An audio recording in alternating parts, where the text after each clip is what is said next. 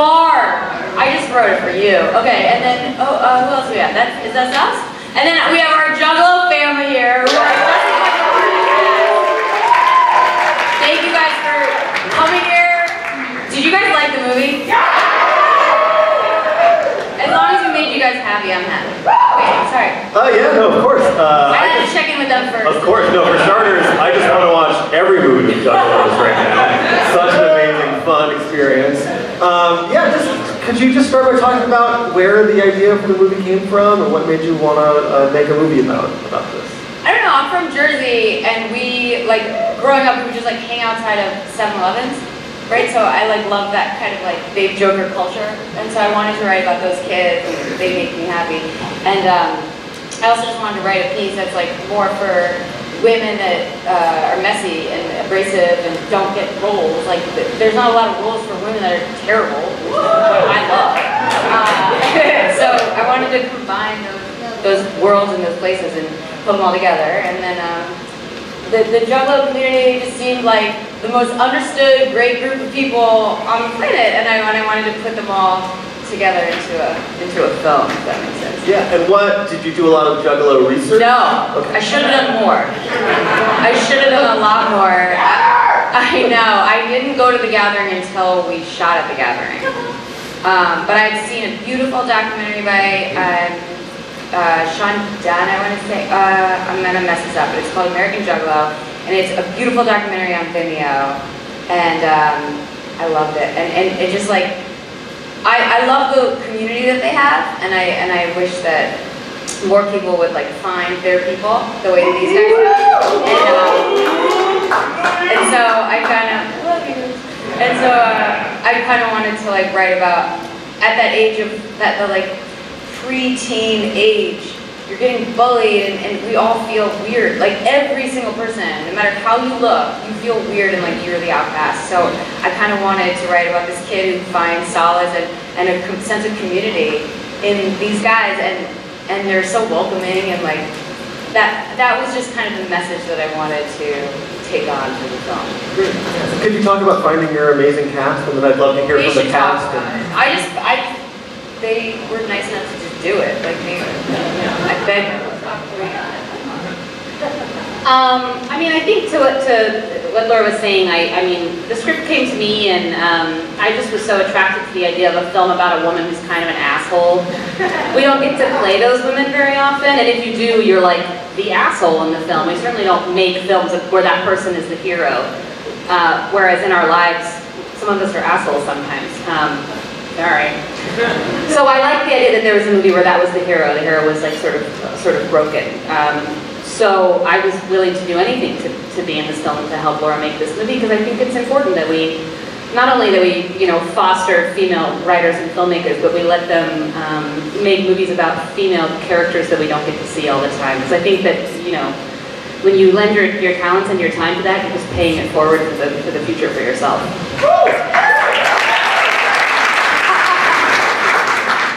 Yeah, the script is just amazing. Laura did a great job at that, and Maddie's such a real character, you know.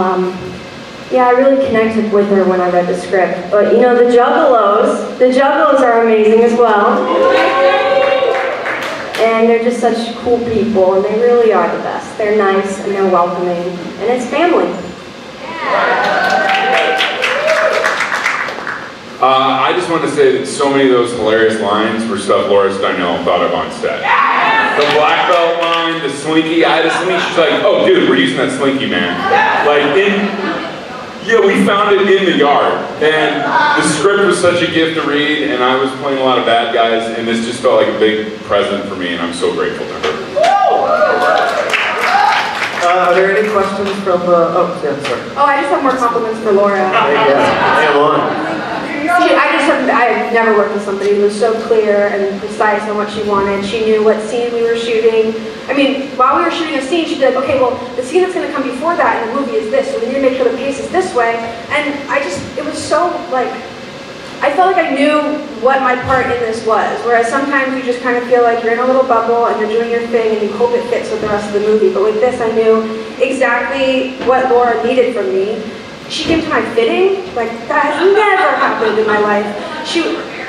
I mean, when I'm directing my feature, I'm gonna steal everything you did, because she sat there and she was like, okay, you're gonna wear this at the beginning of the movie, and then at some point you're gonna start wearing cardigans, and then you're gonna switch to button downs, and then at a certain point you're gonna be really businessy. And so every day when I put my costume on, it wasn't just like a cute purple cardigan that they wanted me to wear. It was like the piece of my character, because she's at the beginning of the movie and she hasn't grown yet. And then at the end when I put my costume on, I was like, right, I'm ready to do the scene, we got this, now I'm gonna take over. And it was fucking awesome.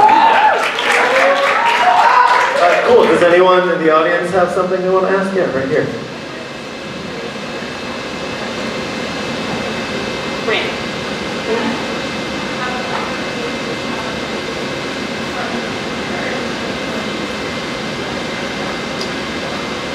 What the most challenging part was for, more like a pro.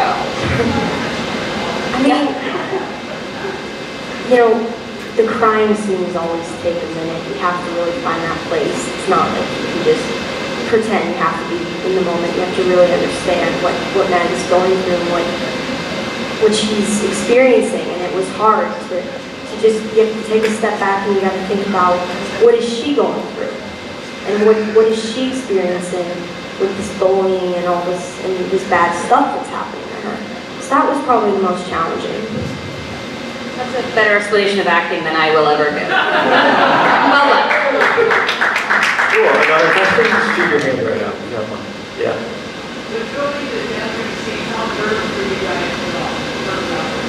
I was actually saying this, earlier in an interview, like we were all like, we gotta be prepared, you guys, like we don't know what it's gonna be like. It's gonna be like a wild card, we're not sure what it's gonna be like when we're at the Juggalos. And the answer was like, so cool, and like everyone was so professional, and they listened. I mean, because film sets are not easy to be on. Like there's a lot of start and stop, and there's a lot of having to listen to exactly what they need you to do. And the Juggalos were like on point and so kind and so accommodating and so awesome that we were all like, well, we could have done this in a second and a half. Like we had no need to worry at all, because everyone was so kind and so good and so willing to serve the film. That was the gathering she shot. I shot at the real gathering. We're talking about two different things. No. But yeah, the gathering in Atlanta, we had amazing real jugglers show up that were so game and like there to help support the film, and God bless them, we love them. And then we went to the real gathering, which they also were lovely and were really helpful, but then they were like, get out of here. And that was a different experience, but like equally as good. Cool. Other questions? Yeah. Okay. I just wanted to say you literally sound like every first gatherer ever. I'll take it, yeah. That's accurate. Yeah. You'll be back. Yeah. First question is the same for Ms. Tolman. I'm a graduate from high school, and Ms. Lissom said if I ever get to speak to you, says hi. Shut up, that was my English teacher in junior year. Miss Nancy Liscombe. We had her for our last year. She retired after our year. Oh my gosh, hello, say hi. Hello. I'm a Texan, and in case you guys don't know, I'm from here. So. My question was, did you have any jugglers working on this as a film? Oh, like in crew positions? Well, yeah, Scotty D. We had our juggle liaison, Scotty D, and he helped us kind of like look at things and go, nah, that's not accurate, it was more like that. But we ran the script by Scotty to be like, is this cool? And he was like, yeah. So I blame Scotty for everything. Cool, we can probably take a couple more questions if anyone has one. I will favor juggalo questions. Sure. Not a juggalo question. I love the movie. It reminds me a little bit of About a Boy, which is one of my all-time favorite movies. I'm just curious how you made the dialogue so great. I thought that it was hilarious. There are films where you like go off book a lot. This was not one of those. We were saying your lines. No. We were saying your lines, or we were saying your lines you made up on the day of because you're a genius. That's crazy. That's all wrong. When you make an indie movie at this budget range, you don't have any smoke and mirrors, you don't have any cool camera tricks, you rely on your actors, you rely on your talent, and you rely on them to bring this thing to life. So this movie would be nothing other than a documentary about the gathering, which would be cool, but not a movie if it wasn't for these guys. So everything that they said was something we either came up with during a fitting or something we came up with like at snack table. Like it's all them. I give them 100%. We shot this movie in 20 days. There was no time to improvise or be creative. Laura made us say every word that came out of our mouths, and she's a genius.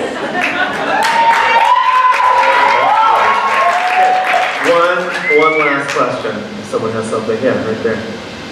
More of a statement. I just want to say thank you for representing the gathering in true form that way, and the way the film transitions, how after coming back from the gathering, that is a true experience of having